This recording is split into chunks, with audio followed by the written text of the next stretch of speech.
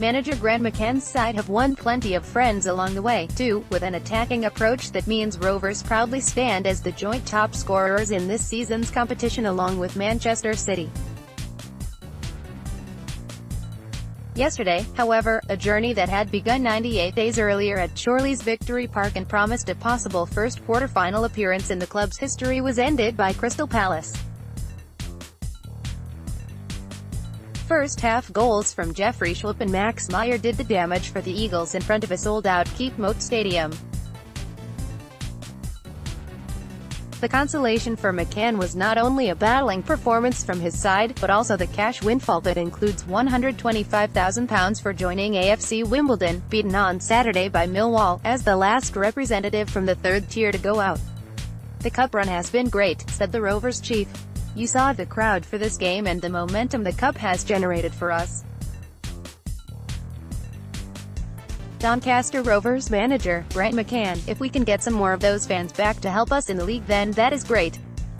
Financially, it has also helped the club." An illustration of what Doncaster were up against came via the expensive array of talent that could be found on Palace manager Roy Hodgson's bench.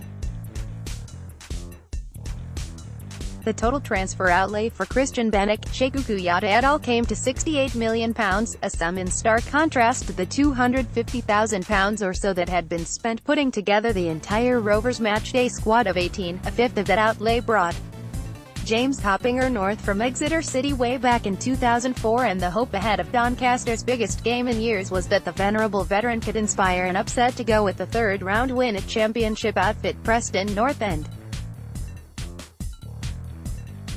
The reality, however, was rather different, with Palace cruising into the last 8 on an afternoon when Rovers could not be faulted for endeavour, but were found to lack the composure to hurt the Premier League side. This was particularly the case in a first half that saw McCann's men get themselves into promising positions only for a rushed pass or poor execution to prove their undoing.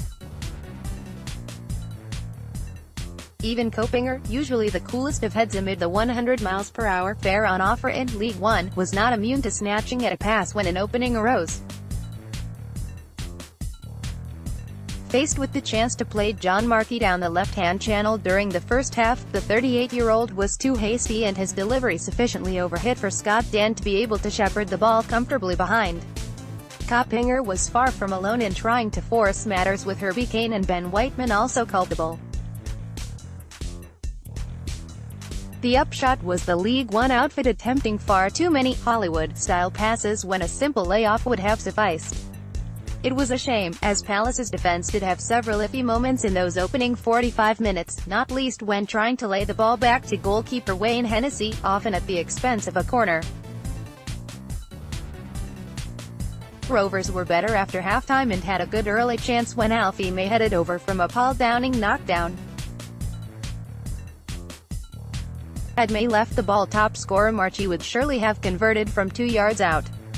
Other than that, though, Palace rarely looked in trouble once 2 goals to the good, both moves having been examples of how keeping it simple can be the key to success. The first on 8 minutes saw Luka Milivojevic, outstanding throughout, intercept a loose Rovers pass before laying off the ball to Jeffrey Schlupp, 5 or so yards inside the Palace half. He set off at a cracking pace and, after riding an attempted challenge from May, found his path to goal blocked by Downing on the edge of the home penalty area. Schlupp did not even break stride before drilling a pinpoint shot into the bottom corner that Marco Morosi simply had no chance of keeping out. Hodgson's men doubled their advantage on the stroke of half-time. Townsend exchanged passes with Milivojevic before heading across goal for Meyer to convert from close range.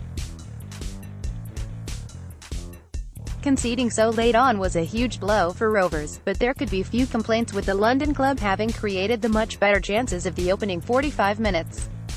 Dan had headed over when well placed, and Downing had been fortunate not to give away a penalty when his outstretched hand cut out a drilled cross from Patrick Van Aanholt. "I was pleased with my group and the boys can go home with their heads held high," said McCann, the mastermind of a run that earned Rovers more than £500,000 in prize money, along with another £250,000 for being shown live on BBC One yesterday. the goal just before halftime took some wind out of the boys' sails. We were better second half and had a bit more authority. We were a bit too lackluster in the first